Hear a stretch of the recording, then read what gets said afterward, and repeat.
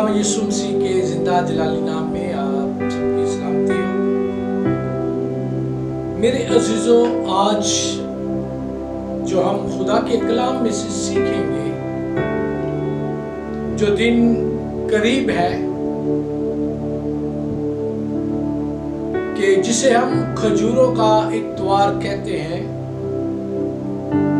Palm Sunday कहते हैं, आज इसके बारे में हम सीखेंगे खुदा के कलाम में से, क्योंकि खुदा का कलाम हमें हर एक बात से आगाह करता है और जो कुछ खुदा के कलाम में लिखा गया है वो हरगिज नहीं टल सकता। तो आए मेरे साथ बाइबल मुकद्दस में से देखेंगे लूका रसूल की अंजील, उसका 19वां बाब, उसकी हम 30वीं आयत मुबारक से तलावत करेंगे। और यहां पर खुदा के कलाम में यूं लिखा हुआ है कि सामने के गांव में जाओ और उसमें दाखिल होते ही एक गधी का बच्चा बंधा हुआ मिलेगा, जिस पर कभी कोई आदमी सवार नहीं हुआ, उसे खोल लाओ। और अगर कोई तुमसे पूछे कि क्यों खोलते हो, तो यूं कह देना कि खुदावंद को इसकी जरूरत है।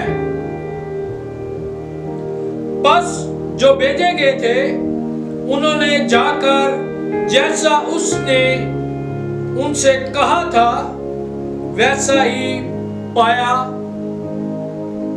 जब गधी के बच्चे को खोल रहे थे तो उसके मालिकों ने उनसे कहा कि इस बच्चे को क्यों खोलते हो?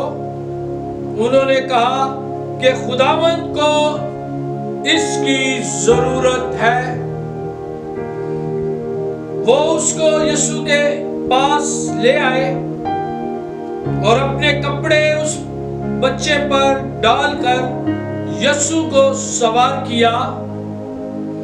जब जा रहा था तो वो अपने कपड़े राह में बिछाते जाते थे, और जब वो शहर के नजदीक जैतून के पहाड़ के उतराव पर पहुंचा तो शागिर्दों की सारी जमात उन सब मौजज़ों के सबब से जो उन्होंने देखे थे खुश होकर बुलंद आवाज से खुदा की हम्मद करने लगी कि मुबारक है वो बादशाह जो खुदावंद के नाम से आता है। आसमान पर सुलह और आलमे बाला पर जलाल। भीड़ में से बाज फरीसियों ने उससे कहा, आए उस्ताद, अपने शागिर्दों को डांट दे। उसने जवाब में कहा, मैं तुमसे सच कहता हूं कि अगर ये चुप रहे तो पत्थर चला उठेंगे।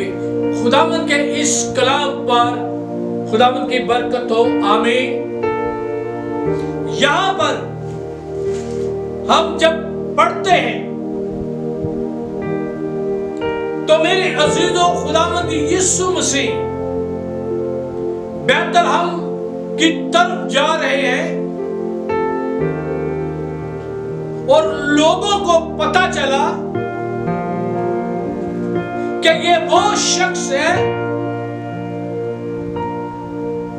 जिसके कहने से लंगड़े चलते, अंधे देखते, गूंगे बोलते और बहरे सुनते हैं।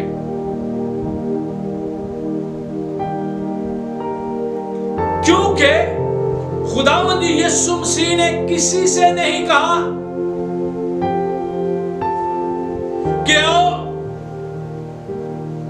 लेकिन लोग खुद ब खुद खुदावंद यीशु के पीछे पीछे चले आए। और जब वो बुलंद आवाज से पुकार रहे थे कि आलमे वाला पर खुदा की तारीफ हो, होशाना होशाना के नारे पूरा यरूशलेम इस आवाज से गूंज उठा, तो फक्की और फरीसी जो शरीयत के पैरोकार थे, जो आलम थे, उन्होंने ये आवाज सुनी तो एक बहुत बड़ी ग्रोह लेकर ही खुदावंद यीशु के पास पहुंचे।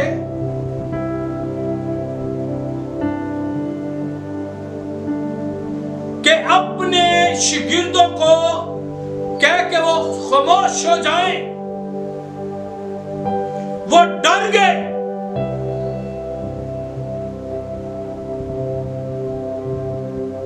कि ये बादशाह जिसे ये पुकारते हैं, ये हमारा बादशाह नहीं है। अब उन फकीर और फरीसियों की जो इज्जत थी, जो शोहरत थी, वो खुदावंद यीशु मसीह के सामने धीमी पड़ गई कि ये कौन है। और ये जानते भी थे कि ये यीशु मसीह है, ये वो यीशु मसीह है जो ये कहता है वो हो जाता है।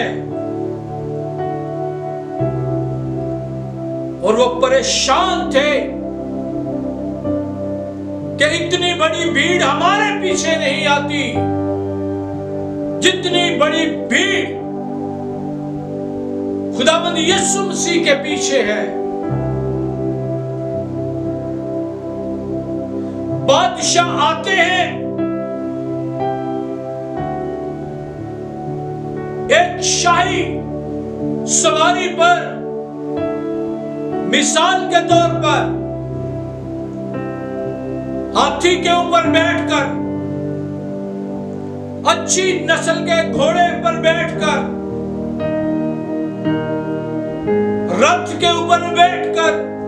लेकिन ये बादशाह कैसा है जो गधे के बच्चे पर बैठा है? ये बादशाह कैसा है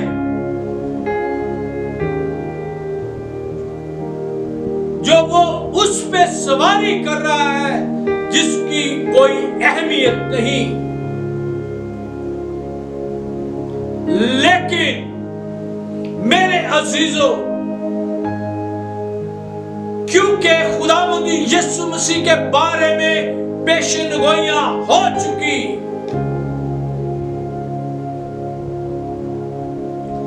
लेकिन मेरे अजीजों, ये लोग डरते और कांपते थे कि ये बादशाह कैसा बादशाह है। लेकिन मेरे और आपका यीशु वो निजात दहिंदा, वो जो मेरे और आपके लिए कुर्बान होने को तैयार है, वो जो मेरे लिए, आपके लिए सलीब पर अपनी जान देने के लिए यरूशलेम में दाखिल हुए और जिन्होंने फरमाया, आए यरूशलेम, तू जो नबियों की कातिल है, मैं तेरे अंदर आता हूं। क्योंकि यरूशलेम के अंदर नबी कत्ल किए गए। मैंने कई बार चाहा कि जिस तरह मुर्गी अपने बच्चों को अपने परों नीचे छुपाती है, मैं तुझे छुपा लूं। लेकिन मेरे अजीजों, खुदावंद यीशु मसीह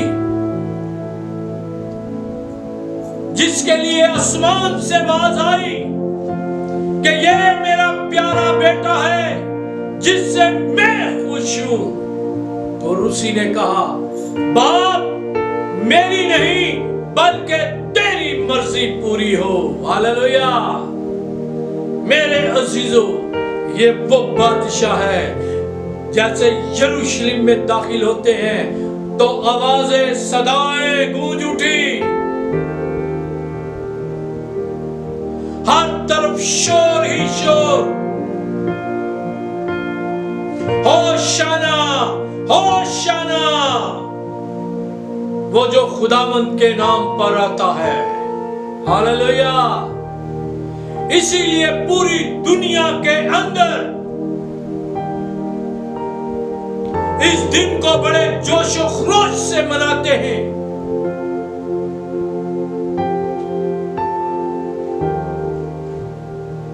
कि हमारा नजात देने वाला, हमें मुखलिसी अता करने वाला, हम पे बकरे बछड़ों की कुर्बानियों को दूर करने वाला आज यरूशलेम के अंदर दाखिल हो रहा है, तैयार है कुर्बानी के लिए, तैयार है खुदावंद अपने बाप की मर्जी को पूरा करने के लिए।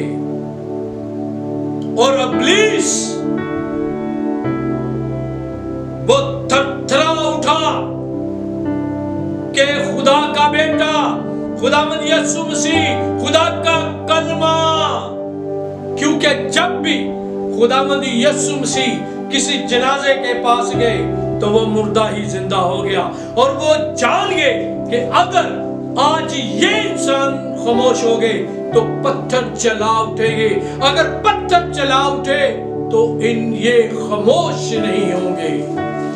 और ये डर गए, ये फकीर और फरीसी कांप उठे कि अगर पत्थर चला उठे तो हमारी जो वैल्यू थी वो बिल्कुल जीरो हो जाएगी, और खुदावंद यीशु मसीह इस दुनिया का निजात दहिंदा हीरो हो जाएगा। Hallelujah hallelujah. क्योंकि वो कल आज बल्कि अब तक यकसा खुदा है। और मेरे अजीजों, इसीलिए आओ हम भी होशाना होशाना